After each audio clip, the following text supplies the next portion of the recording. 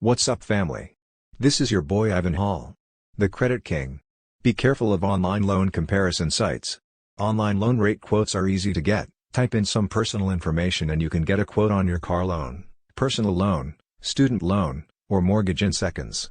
This is free and convenient, leading many people to compare several companies at once in order to make sure that they get the best deal possible. The problem is that since online quotes are a recent phenomenon, credit bureaus count each such quote estimate as an inquiry. This means that if you compare too many companies online by asking for quotes, your credit score will fall due to too many inquiries. This does not mean that you shouldn't seek online quotes for loans, not at all.